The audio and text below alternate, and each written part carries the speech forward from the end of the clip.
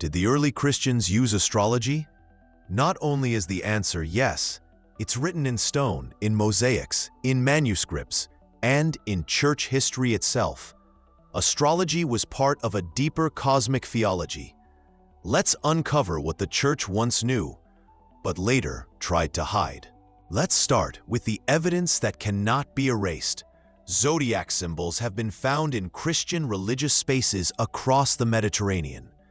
At the 6th century Beit Alpha synagogue in Israel, a complete zodiac wheel was found at the heart of the floor mosaic, crafted not by pagan Greeks, but by devout Jewish and early Christian artisans.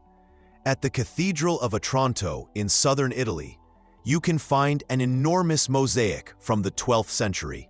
Among its scenes, astrological symbols, the Tree of Life, and depictions of King Arthur, intertwining medieval Christian theology with ancient cosmology.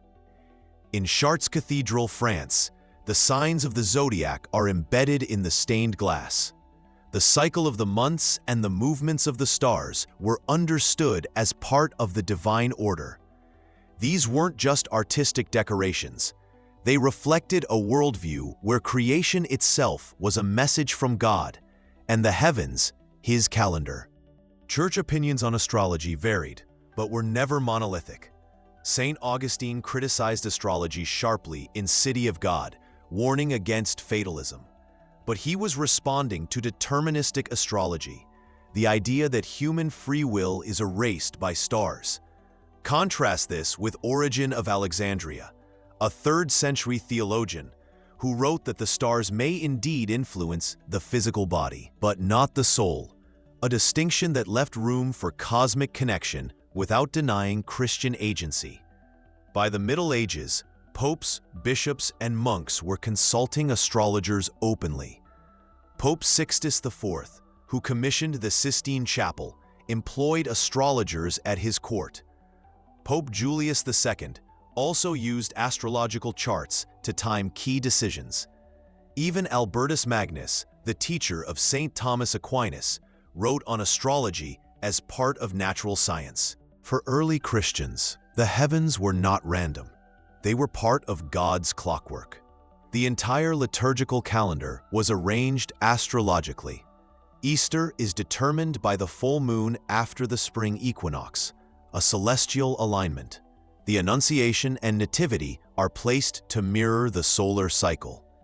Even the famous Star of Bethlehem, interpreted as a conjunction, supernova, or comet, is a moment of divine timing in the sky. Christian monks used astrology not to override the Bible, but to understand the timing of divine providence. Astrology was seen as a tool, not a replacement for faith. Just as medicine treats the body, astrology mapped tendencies in time and space. So what changed?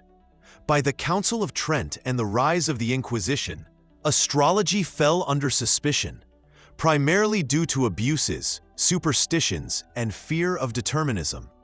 The Protestant Reformation intensified this. Reformers saw astrology as Catholic excess. Yet paradoxically, Protestant rulers and scientists like Johannes Kepler continued to practice astrology. Kepler even drew horoscopes while developing planetary motion laws. The divide was no longer theological.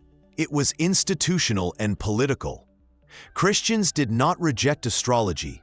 They integrated it, debated it, and used it carefully. They believed the stars were part of God's design, not as puppet masters, but as signposts. As church power shifted, astrology became either feared or secularized. But the evidence remains. In churches, manuscripts, calendars, and art, astrology, in its original Christian context, was never about magic. It was about reading the sky, because they believed the Creator wrote it.